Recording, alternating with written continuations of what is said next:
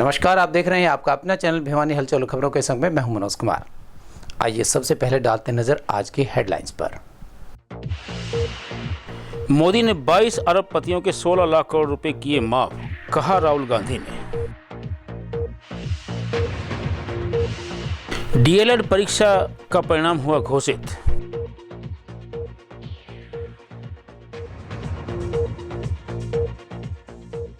भीषण गर्मी के कारण अस्पतालों में बढ़ रही है मरीजों की संख्या। बिजली घर में लगी आग, 50 गांवों की बत्ती गुल। और अब खबरें विस्तार से। भिवानी महेंद्रगढ़ संसदीय क्षेत्र से कांग्रेस पार्टी के हाथ बदले का हालात रैली में बोलते हुए कांग्रेस नेता राहुल गांधी ने कहा कि केंद्र में इंडिया गठबंधन की सरकार बनते ही अग्निवीर योजना बंद, किसानों के लिए न्यूनतम समर्थन मूल्य, कर्ज माफी के लिए माफी कमीशन का गठन और देश भर में जमीन अधिग्रहण बिल लाया जाएगा। उन्होंने कहा कि 4 जून को सरकार बनते ही 1 लाख रुपए की राशि प्रत्येक महिला के खाते में होगी। उनका कहना था कि हरियाणा प्रदेश देश को रास्ता दिखाने वाला राज्य है और इस चुनाव में हरियाणा देश को विकास, खेल और रोजगारी का रास्ता दिखाएगा। भिवानी महेंद्रगढ़ संसदीय क्षेत्र में आयोजित चुनावी रैली में राहुल गांधी ने कहा कि केंद्र में इंडिया गठबंधन की सरकार बनते ही किसानों के लिए न्यूनतम समर्थन मूल्य का कानून बनाया जाएगा तथा किसानों की कर्ज माफी के लिए कर्ज माफी कमीशन का गठन किया जाएगा। उन्होंने भाजपा पर आरोप लगाते हुए कहा कि प्रधानमंत्री नरेंद्र मोदी ने देश के 22 अरबपतियों के 16 लाख करोड़ रुपये माफ करने का काम किया। वहीं उन्होंने किसानों के लिए देश भर में जमीन अधिग्रहण बिल को लाए जाने की बात कही ताकि देश के किसानों को जमीन अधिग्रहण के मुद्दे को लेकर सड़कों पर आने की आवश्यकता न पड़े। राहुल गांधी ने कहा कि नरेंद्र मोदी जब अडानी और अंबानी को सीधा लाभ पहुंचा सकते हैं तो देश के किसानों के कर्जे माफ़ करने में इंडिया गठबंधन को भी कोई दिक्कत नहीं होगी। राहुल गांधी ने कहा कि इंडिया गठबंधन की सरकार बनते ही देश में आर्थिक रूप से कमज़ोर परिवारों की लिस्ट बनेगी तथा उस परिवार की एक महिला के खाते में 8,500 प्रति माह भेजे जाएंगे। वहीं उन्होंने बेरोजगारों के लिए भी 1 लाख रुपए प्रति वर्ष खाते में डाले जाने की बात कही। राहुल गांधी ने कहा कि हरियाणा प्रदेश देश को रास्ता दिखाने वाला राज्य है। आज हरियाणा में कांग्रेस व इंडिया गठबंधन की आंधी चल रही है। न्याय का योद्धा कहूं या कर्म का तपस्वी, संविधान का रक्षक कहूं या प्रजातंत्र का प्रहरी, हिंदुस्तान के इस कोने से उस कोने तक कदम कदम नापने वाले एकमात्र हिंदुस्तान के नहीं दुनिया के नेता जिन्होंने अटल दुनिया को बता दिया है कि इस दुनिया में, इस हिंदुस्तान के अंदर लोकतंत्र और लोकतंत्र के अंदर आज भी कांग्रेस के ऐसे महान नेता हैं जिन्होंने दुनिया को सबक सिखाया। ये कांग्रेस थी जिसने सबको ये बताया कि हिंदुस्तान एक हस्ती है। हमने इस देश को एक नहीं 2 प्रधानमंत्री बलिदान दिया है। इस बात को ये दुनिया का इतिहास और हिंदुस्तान कभी नहीं भुला पाएगा। हम राहुल जी आपसे यही निवेदन करते हैं कि यही जज्बा, यही आपका जोश बरकरार रहना चाहिए। मुझे याद है आपका भारत जोड़ो यात्रा, जब आपने इस कोने से उस कोने से नापा था और जब पहला कदम चले थे तो एक बात कहते थे, मैं जिस दिन से चला हूं मंजिल पर नजर है, मेरी आंखों ने कभी मील का पत्थर नहीं देखा।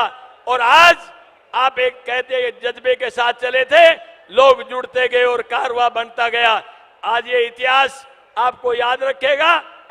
भारत जोड़ो यात्रा चल रहे थे हरियाणा में, तो बहुत सारे जवानों को, जनरलों को, किसानों को मिले, खिलाड़ियों को मिले। तो ये भूमि जो हमारा है हरियाणा, जय जवान जय किसान जय पहलवान की है। लेकिन ये बीजेपी सरकार ने ना जवानों का छोड़ा अग्निवीर लाके, ना किसानों को जो कहा था हम आमदनी दुगनी करेंगे, वो तो आमदनी जो है दुगनी तो नहीं हुई, लागत दुगनी कर दी। और पहलवानों को तो देखा अपना बेटियों को किस तरह घसीटा गया। तो आज राहुल जी ने जो अपना न्याय पत्र दिए हैं उनमें सब किसान की, मजदूर की और उनके जो बहुत अच्छे प्रोग्राम दिए बताएंगे।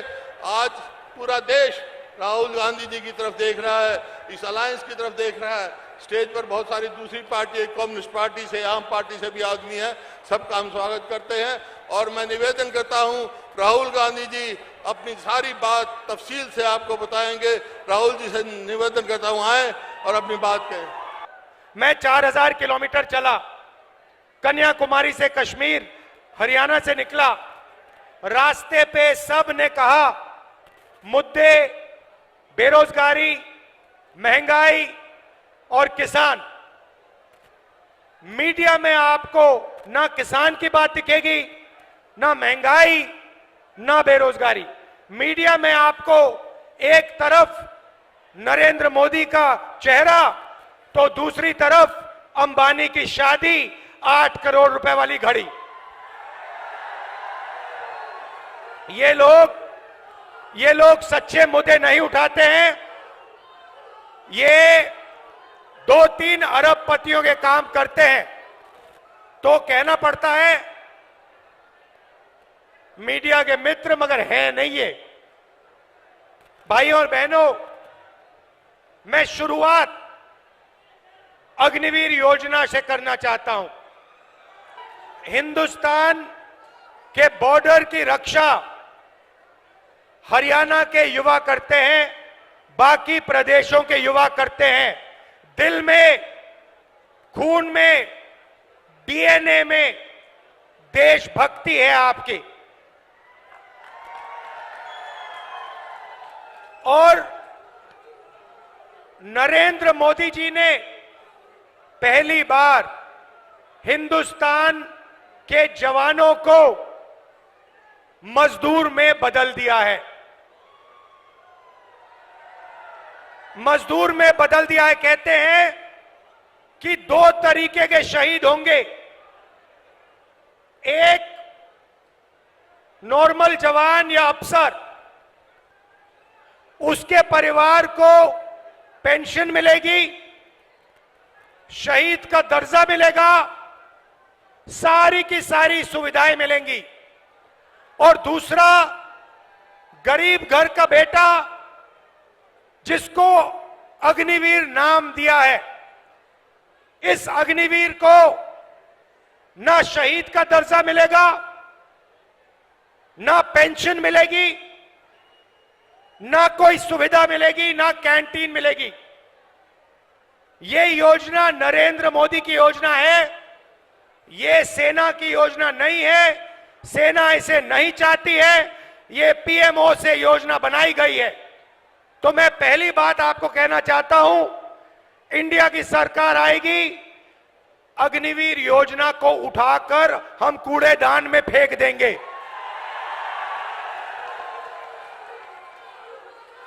अगर शहीद होगा, अगर हरियाणा का युवा शहीद होगा, अगर हरियाणा का युवा शहीद होगा, चाहे वो कोई भी हो, एक ही तरीके के शहीद होंगे। सारी की सारी फैसिलिटीज सबको मिलेंगी। हिंदुस्तान की सरकार सबकी रक्षा करेगी, पेंशन सबके परिवारों को मिलेगी, शहीद का दर्जा सबको मिलेगा। तो पहली बात आपसे कहना चाहता हूं, अग्निवीर योजना को हम फाड़ फूड़ के कूड़ेदान में डालने जा रहे हैं। दूसरी बात, मैंने जय जवान की बात की, अब मैं जय किसान की बात करना चाहता हूं। जो काम जवान बॉर्डर पे करता है, जो देश की रक्षा जवान बॉर्डर पे करता है, वो हरियाणा का किसान हिंदुस्तान के खेतों में करता है। तो अगर जवान की बात करी तो किसान की बात भी करनी पड़ेगी। नरेंद्र मोदी जी ने जो आपका था वो छीना। 3 काले कानून लाए, हम जमीन अधिग्रहण बिल लाए थे आपके लिए, आपकी जमीन की रक्षा करने के लिए, आपको जमीन के सही दाम दिलाने के लिए। नरेंद्र मोदी जी ने अरबपतियों की मदद करने के लिए जमीन अधिग्रहण बिल को खत्म किया। उसके बाद 3 काले कानून आए, हिंदुस्तान के किसान, हरियाणा के किसान, पंजाब के किसान, महाराष्ट्र के किसान, कर्नाटक, तमिलनाडु के किसान सड़क पे आ गए और नरेंद्र मोदी को पीछे हटना पड़ा। नरेंद्र मोदी जी ने 22 अरबपतियों का 16 लाख करोड़ रुपया कर्जा माफ किया है। आप सोचिए, हमने यूपीए के समय कर्जा माफ किया था। अगर आप उतना ही पैसा 24 बार 24 सालों के लिए माफ करो, उतना पैसा नरेंद्र मोदी जी ने 22 अरबपतियों का माफ किया है। यह आपका हिंदुस्तान के किसानों का अपमान है। और जब हिंदुस्तान का किसान नरेंद्र मोदी जी से, बीजेपी से कर्जा माफी मांगता है, तो नरेंद्र मोदी खुल के कहते हैं कि किसानों का कर्जा माफ नहीं होगा, कर्जा माफ करने से किसानों की आदत बिगड़ती है। अच्छा, तो किसानों की आदत कर्जा माफी से बिगड़ती है, मगर अदानी, अंबानी और अरबपतियों की आदत नहीं बिगड़ती। उनका 16 लाख करोड़ रुपया कर्जा माफ किया। मीडिया वाले कहते हैं देखो देखो विकास हो रहा है, और किसानों का कर्जा माफ होता है। मनरेगा जैसी योजना आती है, मीडिया वाले कहते हैं देखो देखो गरीबों की आदत बिगाड़ी जा रही है, प्राइस ला रही है। कानून बनेगा और आपको कानून मिनिमम सपोर्ट प्राइस देगी। और जहां तक कर्जा माफी की बात है, मैंने कहा एक बार नहीं होगा, हम एक कमीशन ला रहे हैं, कर्जा माफी कमीशन। जब भी हरियाणा के किसानों को कर्जा माफी की जरूरत होगी, कमीशन सरकार को बताएगा, सरकार किसानों का कर्जा माफ करेगी। जब भी आपको जरूरत होगी हम करेंगे। अरे भाई, अगर वो 16 लाख करोड़ रुपए माफ कर सकता है, तो हम किसानों का कर्जा माफ कर सकते हैं। मैंने तो मन बना लिया है, जितना पैसा नरेंद्र मोदी ने अरबपतियों को दिया, उतना हम किसानों को, मजदूरों को, गरीब लोगों को देने जा रहे हैं। हरियाणा विद्यालय शिक्षा बोर्ड द्वारा संचालित करवाई गई डीएलएड प्रवेश वर्ष 19 से लेकर 2024 तक प्रथम वर्ष एवं प्रवेश वर्ष 19 से लेकर 23 तक द्वितीय वर्ष के रीअपियर, मर्सी चांस और विशेष अवसर परीक्षाओं का फरवरी-मार्च 2024 का परिणाम घोषित कर दिया गया है। बोर्ड अध्यक्ष डॉक्टर वीपी यादव ने बताया कि संबंधित छात्र अपना परीक्षा परिणाम बोर्ड की आधिकारिक वेबसाइट पर दिए गए लिंक पर देख सकते हैं। उन्होंने बताया कि संस्थावार परफॉर्मेंस शीट्स शिक्षण संस्थानों की लॉगिन आईडी पर भेज दी जाएगी। इस बारे में जानकारी देते हुए बोर्ड अध्यक्ष डॉक्टर वीपी यादव ने कहा कि डीएलएड परीक्षाएं फरवरी-मार्च 2024 की परीक्षा में प्रदेश भर में कुल 10,853 छात्र अध्यापक प्रविष्ट हुए। उन्होंने बताया कि डीएलएड प्रवेश वर्ष 2019-21 प्रथम वर्ष में 12 छात्र अध्यापक प्रविष्ट हुए, जिनमें से 9 उत्तीर्ण रहे, जिनकी पास प्रतिशतता 75% रही। डीएलएड प्रवेश वर्ष की 2019-21 द्वितीय वर्ष की परीक्षा में 30 छात्र अध्यापक प्रविष्ट हुए, जिनमें से 23 उत्तीर्ण रहे। उन्होंने बताया कि डीएलएड प्रवेश वर्ष 2021-23 प्रथम वर्ष की परीक्षा में 1129 छात्र अध्यापक प्रविष्ट हुए, जिनमें से 654 उत्तीर्ण रहे। उनकी पास प्रतिशतता 57.93% रही। डीएलएड प्रवेश वर्ष की 2021 से 23 द्वितीय वर्ष की परीक्षा में 2435 छात्र अध्यापक प्रविष्ट हुए, जिनमें से 1632 उत्तीर्ण रहे, जिनकी पास प्रतिशतता 67.02% रही। उन्होंने बताया कि डीएलएड प्रवेश वर्ष 2022-24 प्रथम वर्ष की परीक्षा में 7,049 छात्र अध्यापक प्रविष्ट हुए, जिनमें से 4,826 उत्तीर्ण रहे, जिनकी पास प्रतिशतता 68.46% रही। जो डीएलएड है, डिप्लोमा इन एलिमेंट्री एजुकेशन के जो स्टूडेंट्स थे, जो कि विशेष फर्स्ट ईयर और सेकेंड ईयर दोनों में ही जो रीअपियर, मर्सी चांस या विशेष अवसर वाले कैंडिडेट थे, उनका आज रिजल्ट घोषित कर रहा है। इसके अंदर कुल 10,853 विद्यार्थियों ने जो है वो प्रविष्ट हुए थे और आज उनका रिजल्ट डिक्लेयर कर रहे हैं हम। इसके अंदर अगर आप पहले देखेंगे कुल मिला के 7,049 कैंडिडेट थे प्रथम वर्ष में, जिसमें से 4,826 कैंडिडेट उत्तीर्ण हुए हैं, जो कि 68.46% बनता है। ऐसे ही द्वितीय वर्ष के अंदर 2,435 कैंडिडेट थे, जिनमें से 1,632 उत्तीर्ण हुए हैं, जो कि 67.02% बनता है। जो विद्यार्थी दोबारा अगर पुनर्मूल्यांकन करना चाहते हैं तो 20 दिन के अंदर अंदर वो अप्लाई कर सकते हैं, और आगे के लिए भी जो जुलाई में है उसके लिए भी अभी प्रोफॉर्मा जो है रिलीज कर दिया जाएगा, जिसका शुल्क रीअपियर का शुल्क 800 रुपये प्रति विषय होगा, और अतिरिक्तम परीक्षा शुल्क जो है वो 2,000 रुपये प्रति छात्र होगा। तो ये विशेष जानकारी सभी कि हमने इसके लिए बारे में शेड्यूल बताया कि जून और जुलाई में ये 10वीं की परीक्षा होगी, सेम एग्जामिनेशन ट्वाइस राष्ट्रीय शिक्षा नीति 2020 के अंतर्गत। तो उसके लिए हमने अभी शेड्यूल जारी कर दिया है। जैसे ही कुछ समय के बाद वो आप मीडिया में भी देख पाएंगे, बोर्ड की वेबसाइट पे आएंगे। जून मंथ के एंड में या जुलाई के प्रथम सप्ताह में परीक्षाएं शुरू हो जाएंगी। अत्यधिक गर्मी के चलते इन दिनों चौधरी बंसीलाल सामान्य अस्पताल में ओपीडी में मरीजों की संख्या बढ़ती ही जा रही है। प्रचंड गर्मी के कारण उल्टी एवं दस्त के मरीज लगातार ओपीडी में पहुंच रहे हैं। इस बारे में सामान्य अस्पताल के सीएमओ डॉक्टर रघुवीर सांडिल्य ने बताया कि हीट वेव का ऑरेंज अलर्ट जारी किया हुआ है और लोग 11 बजे से 3 बजे तक घरों से बाहर न निकलें और लगातार ORS के घोल के अलावा नींबू पानी भी पीते रहें और स्वयं को हीट से बचा कर रखें, तभी गर्मी के कारण होने वाली बीमारियों से बचा जा सकता है। सीएमओ डॉक्टर रघुवीर सांडिल्य ने बताया कि भिवानी में भीषण गर्मी के चलते रोजाना मरीजों की संख्या में इजाफा हो रहा है। सरकारी व निजी अस्पतालों में रोजाना उल्टी, दस्त और पेट दर्द के करीब 400 मरीज पहुंच रहे हैं। उन्होंने कहा कि नागरिक गर्मी से बचने के लिए ज़्यादा से ज़्यादा तरल पदार्थों का प्रयोग करें, जब जरूरी हो तभी धूप में बाहर निकले, अन्यथा 3:30 बजे तक वे अपने प्रतिष्ठानों व घरों में ही रहें। वहीं उन्होंने स्वास्थ्य विभाग द्वारा इस तरह के मरीजों के लिए अस्पताल में विशेष प्रबंध करने की जानकारी दी। उन्होंने अस्पताल कर्मचारियों को अपनी ड्यूटी का निर्वहन करने की सलाह भी दी। समय जो हीट वेव का जो समय चल रहा है, मैं इनको आपके माध्यम से यही कहूँगा कि अपने शरीर को ढक कर के रखें, ज़्यादा से ज़्यादा फ्रूट डाइट लें, जिसमें नमक, चीनी, पानी का घोल पिएँ और साफ़ वाटर पानी का प्रयोग करें।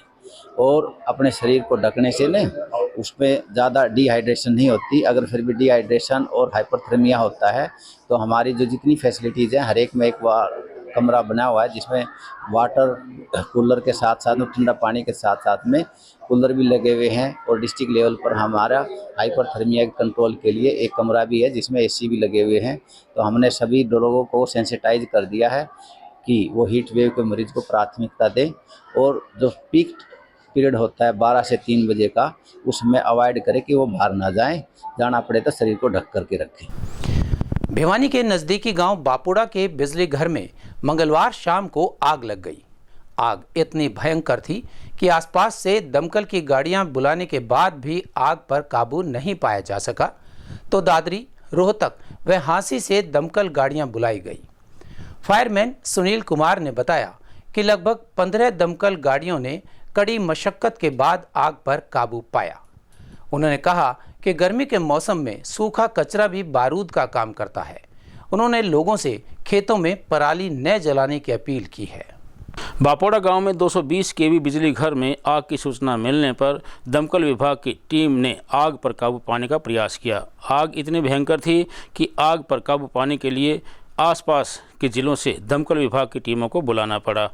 मौके पर पहुंची दमकल विभाग की करीब 15 गाड़ियों ने कड़ी मशक्कत के बाद आग पर काबू पाया।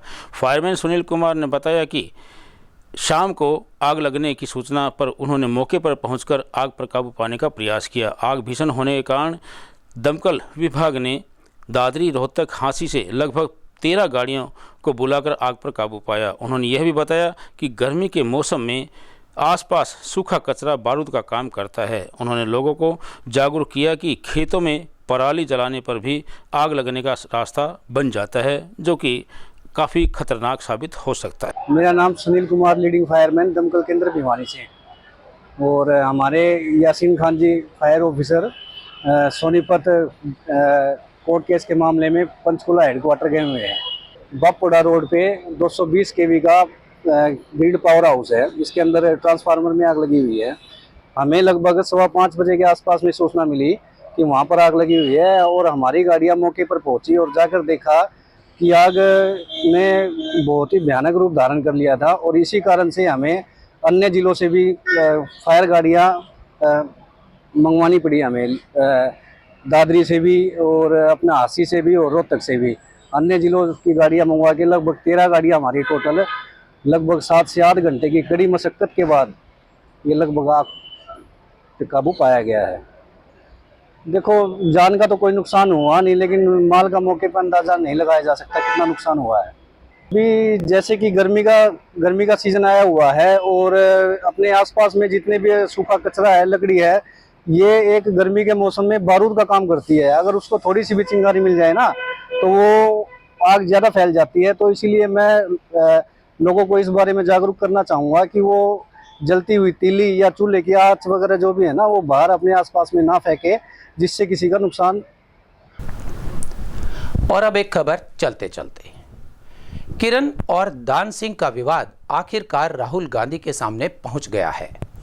दादरी में चुनावी रैली पर संबोधित करने आए राहुल गांधी के सामने दान सिंह और किरण चौधरी ने अपनी बात रखी। भूपेंद्र सिंह हुड्डा जैसे ही भाषण देने के लिए माइक पर गए तो उनकी खाली सीट पर किरण चौधरी आकर बैठ गई और उन्होंने राहुल गांधी से कहा, बताते हैं कि उसकी पार्टी कार्यक्रमों में उपेक्षा की जा रही है, किसी भी चुनावी कार्यक्रम में उनको नहीं बुलाया जाता है। वहीं उदय भान की खाली सीट पर राव दान सिंह आकर बैठ गए। उन्होंने राहुल गांधी से कहा कि किरण चौधरी उनके वोट और चुनावी माहौल खराब कर रही हैं। इस पर राहुल गांधी ने दोनों को झटकते हुए कहा कि वह इस मामले को देखेंगे। इतने पर भूपेंद्र हुड्डा भाषण देकर अपनी सीट तक आए तो किरण चौधरी ने उनको दूसरी सीट पर बैठने को कहा। इस पर गुस्साए हुड्डा ने उनसे जोर देकर उठ जाने को कहा तो गुस्साई किरण चौधरी दूसरी सीट पर जा बैठी। इसके पश्चात राहुल गांधी भाषण देने के लिए उठ गए। इस घटना के बाद कार्यकर्ताओं में विभिन्न तरह की चर्चाएं हैं। और अब जाने से पहले एक नजर आज की हेडलाइंस पर। मोदी ने 22 अरब पतियों के 16 लाख करोड़ रुपए किए माफ, कहा राहुल गांधी ने। डीएलएड परीक्षा का परिणाम हुआ घोषित।